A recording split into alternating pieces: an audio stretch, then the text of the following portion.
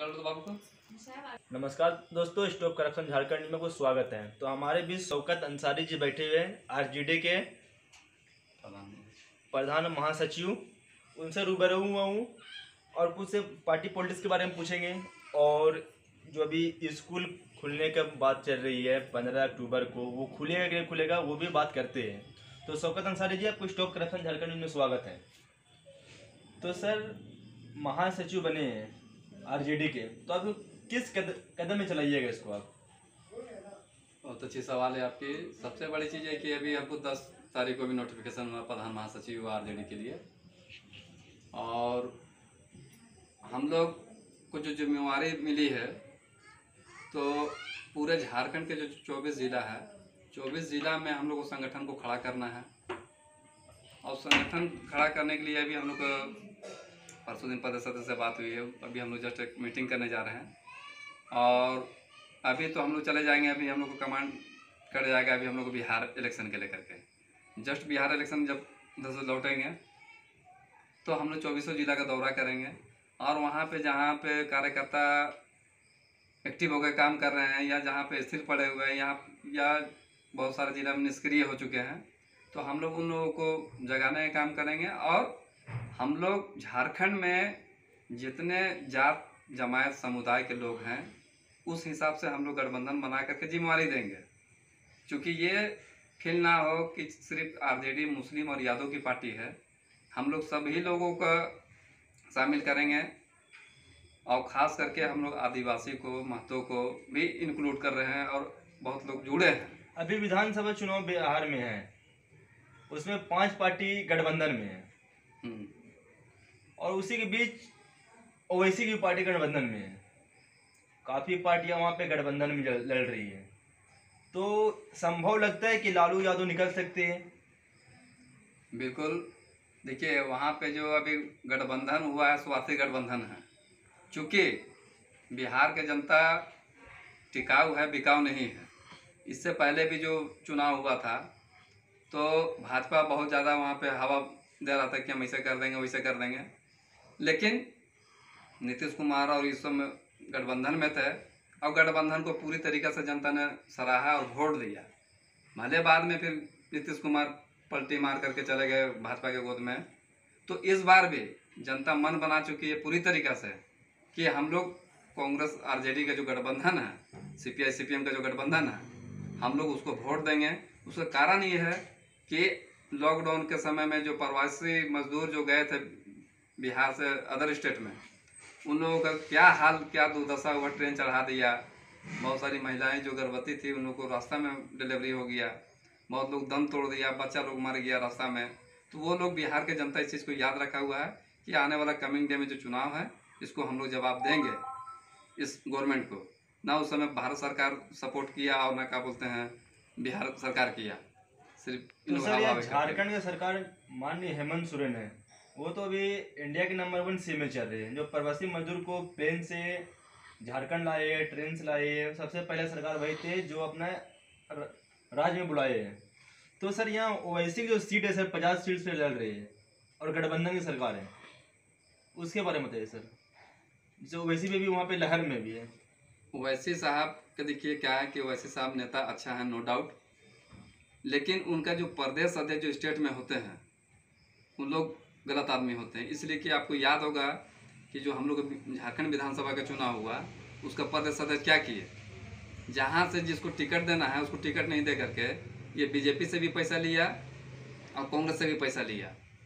और ये जो मुसलमान और हिमायती की बात करता है, तो हम ये पूछना चाहते हैं आप लोग के माध्यम से कि मरहूम हाजी हुसैन अंसारी के भी अगेंस्ट में प्रत्याशी दिया, आपको इरफान अंसारी के भी अगेंस्ट में दिया, सरफराज अहमद के भी अगेंस्ट में दिया, अपना बाप मनान मलिक के अगेंस्ट में प्रत्याशी क्यों नहीं दिया?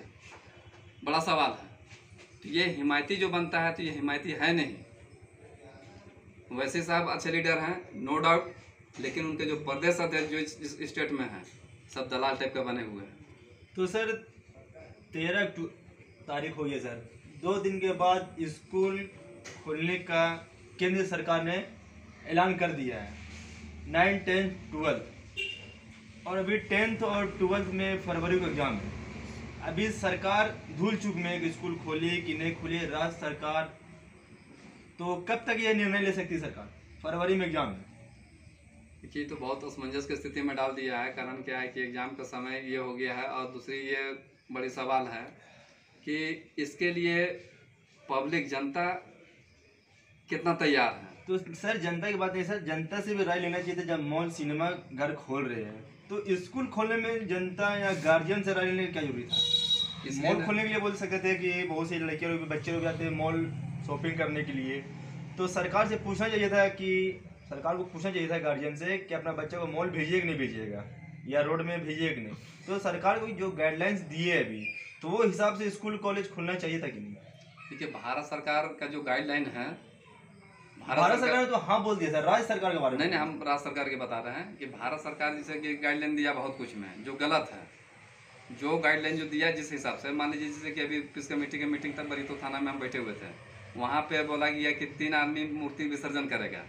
तो 3 आदमी उतना बड़ा मूर्ति रहता तो ये लोग विरोध किया कि 3 आदमी हम लोग कहाँ से उठाएंगे। तो डीएसपी साहब बोले कि भाई गाइडलाइन का मामला ही आप अपर लेवल पर बात कीजिए, आप भारत सरकार से बात कीजिए, चूँकि उसकी गाइडलाइन है।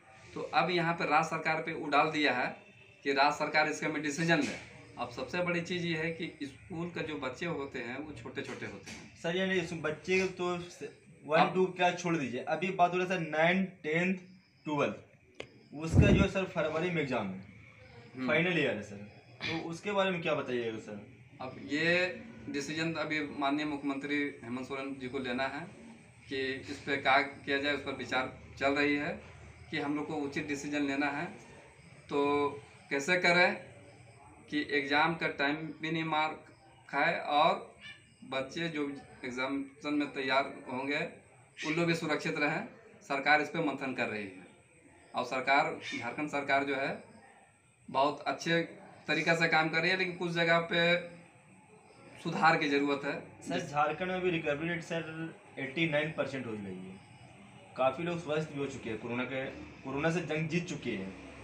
अभी बहुत से लोग भी हैं कुछ वैसा जो अभी कोरोना से जंग लड़ रहे हैं। और रांची में जैसे रिकवरी जब बढ़ा था वैसा रिकवरी घट भी गया है। तो उस हिसाब से अगर कॉलेज में 200 स्टूडेंट है 12th में, तो उसी को 2 पार्ट में क्लास हो सकता है। तो ये क्या सरकार इसका निर्णय ले सकती है? बोले तो कि माननीय मुख्यमंत्री इस पे विचार कर रही है सभी अफसर से, और सारे नेताओं का जो गठबंधन का जो है हम लोग का सरकार, वो सारे लोग डिसीजन ले रहे हैं, मशवरा कर रहे हैं। अभी शिक्षा मंत्री जगन्नाथ महतो सर अभी स्वस्थ हो चुके हैं वो, और ये अभी ग्रामीण क्षेत्र में बहुत से लोग, कमाने वाला 1 है, पढ़ने वाला 4 है, उसके पास मोबाइल नहीं है और ऑनलाइन क्लास हो रहा है। वो कैसे हो सकता है? यहाँ तो गरीब लोग के पास खाने के लिए भी पैसा, जैसा स्थिति अभी है लॉकडाउन के कारण, कि अभी खाने के लिए पैसा नहीं, सर 5 या 10 का मोबाइल कहाँ से लेगा? नहीं, बहुत अच्छी सवाल है। सबसे बड़ा चीज़ है कि ये स्कूल का जो प्रबंधक लोग हैं, हम तो सबसे पहला दोषी तो मानेंगे स्कूल वाले लोग का, कि जो जब से लॉकडाउन हुआ है मिडिल परिवार दोनों तरफ से पिसा है। अब यहाँ पे जो पैसा की मांग कर रहा है, तो जब जो करोड़ों करोड़ रुपया कमाया, किसी की स्कूल 20 साल से 50 साल से एस्टेब्लिश्ड है, क्या टीचर को साल भर का पैसा नहीं दे सकता बैठा करके?